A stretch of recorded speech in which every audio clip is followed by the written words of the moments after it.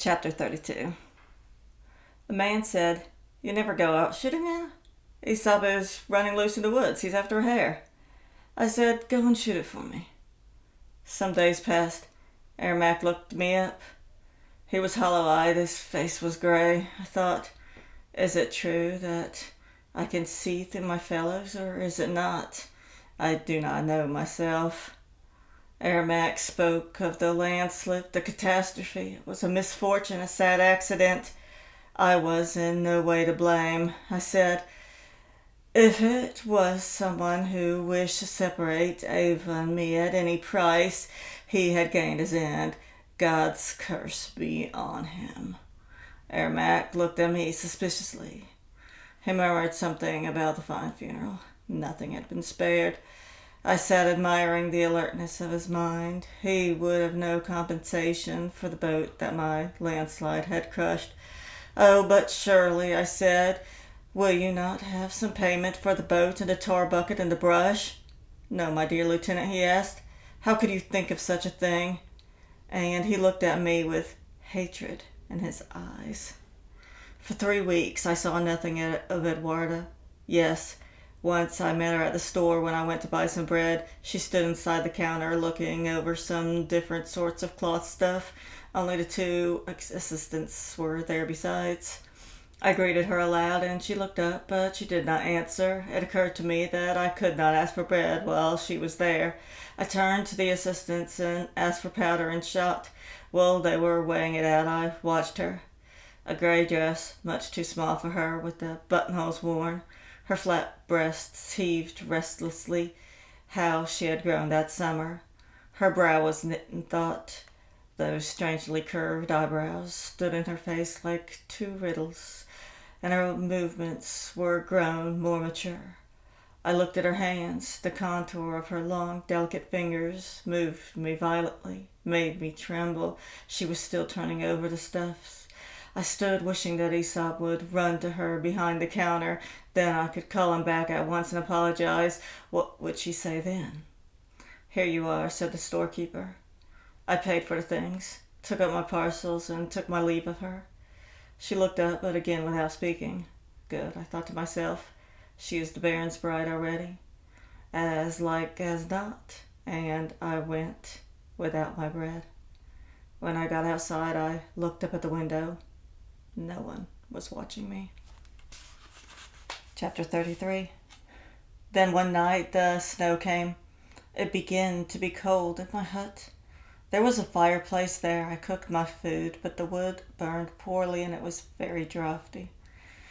Though I had caulked the walls as well as I could, the autumn was past and the days were growing shorter. The first snow was still melting under the rays of the sun. Presently the ground was bare again, but the nights were cold and the winter froze, and all the grass and the insects died. A secret stillness fell upon people. They pondered and were silent. Their eyes awaited the winter. No more calling from the drying grounds. The harbor lay quiet. Everything was moving toward the eternal winter of the northern lights, when the sun sleeps in the sea. Dull came the sound of the oars from a lonely boat. A girl came rowing. "Where have you been, my girl?" "Nowhere." "Nowhere? Look, I recognize you. I met you last summer." She brought in the boat, stepped ashore, made fast. "You were herding goats. You stopped to fasten your stocking. I met you one night." A little flush rose to her cheeks, and she laughed shyly. "Little goat girl, come into the hut and let me look at you. I knew your name, too. It is Henriette." But she walked past me without speaking.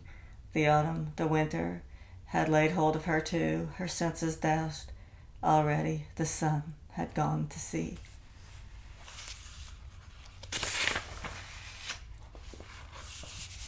Chapter 34. And I put on my uniform for the first time and went down to Surland. My heart was beating. I remembered everything from the day when Edwarda had come hurrying to me and embraced me before them all. Now she had thrown me hither and thither for many months, and made my hair turn gray. My own fault? Yes, my star had led me astray. I thought, How she would chuckle if I were to throw myself at her feet and tell her the secret of my heart today. She would offer me a chair and have wine brought in, and just as was raising the glass to her lips to drink with me, she would say, "Lieutenant, I thank you for the time we have been together. I shall never forget it." But when I grew glad and felt a little hope, she pretended to drink and set the glass untouched, and she wouldn't hide from me that she'd only been pretending to drink. She'd be careful to let me see it. That was her way. Good. It was nearing the last hour now, and I walked down the road. I thought further. My uniform will impress her. The trappings are new and handsome. The sword will rattle against the floor. A nervous joy thrilled me, and I whispered to myself, "Who knows what may happen yet?" I raised my head and threw out a hand. No more humility now. A man's honor and pride. Whatever came of it, I would make no more advances now. Pardon me, my fair one, for not asking your hand. Ermac met me in the courtyard, grayer still, more hollow-eyed. "Going away? So? I suppose you've not been very comfortable here lately, eh? Your hut burned down, and..." Ermac smiled. In a moment it seemed as if the wisest man in the world stood before my eyes. "Go indoors, Lieutenant. Edwarda is there. Well, I will say good-bye. See you on the quay, I suppose, when the vessel sails." He walked off, with a head bowed and thought, whistling. Edwarda was sitting indoors, reading. All of the instant of my entering, she stared at my uniform. She looked at me sideways, like a bird, and even blushed. She opened her mouth. "I've come to say good-bye," I managed to get out at last. She rose quickly to her feet, and I saw that my words had some effect. "Glon, are you going away? Now?" As soon as the boat comes, I grasped her hand, both her hands. A senseless delight took possession of me. I burst out, "Edwarda," and stared at her. And in a moment she was cold and defiant. Her whole being resisted me. She drew herself up. I found myself standing like a beggar before her. I loosed her hand and let her go. I remember that from the moment I stood repeating mechanically, "Edwarda, Edwarda," again and again without thinking. And when she asked, "Yes, what were you going to say?" I explained, "Nothing." "To think you are going already," she asked again. "Who will come next year, I wonder?" "Another," I answered, "but the hut will be built up again, no doubt." Pause. She was already reaching for her book. "I'm sorry my father is not in," she said, "but I will tell him you are here." I made no answer to this. I stepped forward, took her hand once more, and said, "Farewell, Edwarda, farewell," she answered. I opened the door as if to go. Already she was sitting with the book in her hand, reading, actually reading and turning the page. Nothing affected, not the least in the world affected by my saying goodbye. I coughed. She turned and said in surprise, "Oh, are you not gone? I thought you were." Heaven alone knows, but it struck me that her surprise was too great, that she was not careful, that she overdid it, and it came into my head that perhaps she had known all the time that I was standing behind her. "I'm going now," I said. Then she rose and came over to me. "I should like to have something to remember you by when you go," she said. "I thought of asking you for something, but perhaps it is too much. Will you give me Aesop?" I did not hesitate. I answered, "Yes." "Then perhaps you would come and bring him tomorrow," she said. I went. I looked up at the window. No one there. It was all over now. The last night in the hut, I sat and thought. I counted the hours. When the morning came, I made ready my last meal. It was a cold day. Why had she asked me to come by myself and bring the dog? Would she tell me something, speak to me? For the last time, I had nothing more to hope for. And how would she treat Aesop? Aesop, Aesop, she will torture you. For my sake, she will whip you, caress you too, perhaps, but certainly whip you, without reason, ruin you altogether. I called Aesop to me, patted him, put our two heads together, and picked up my gun. He was already whining with pleasure, thinking we were going out after game. I put our heads together once more. I laid the muzzle of the gun against Aesop's neck and fired.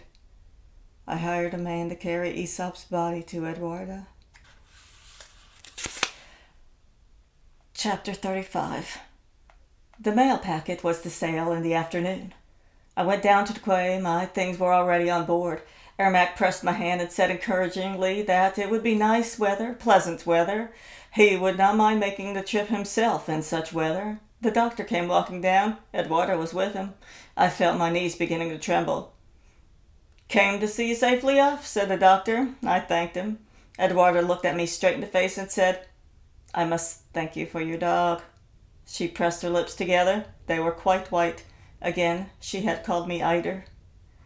"When does the boat go?" the doctor asked the man. "In half an hour." I said nothing.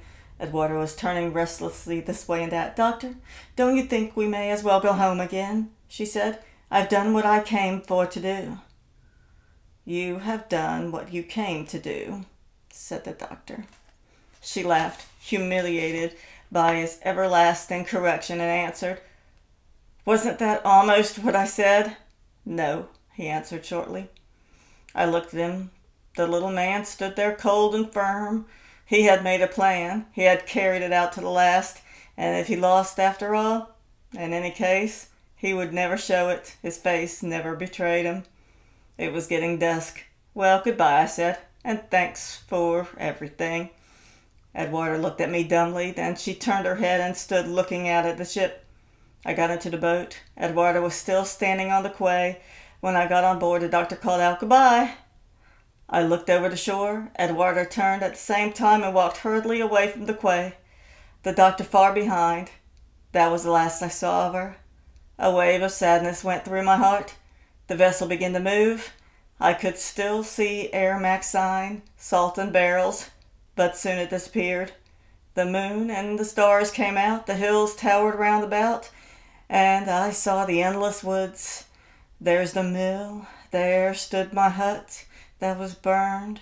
The big gray stone stands there all alone on the site of the fire.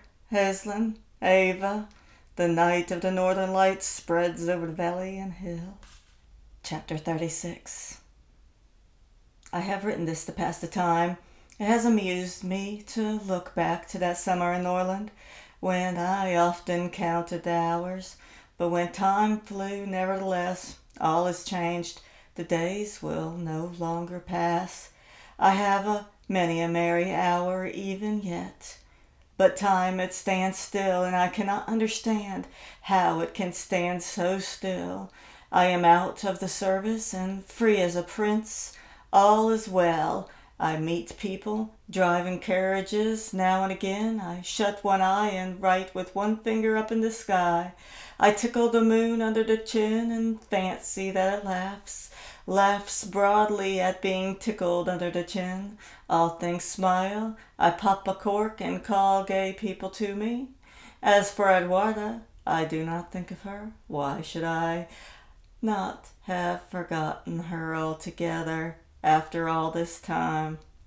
I have some pride, and if someone asks whether I have any sorrows, then I answer straight out, no, none. Cora lies looking at me. Aesop it used to be, but now it's Cora that lies looking at me.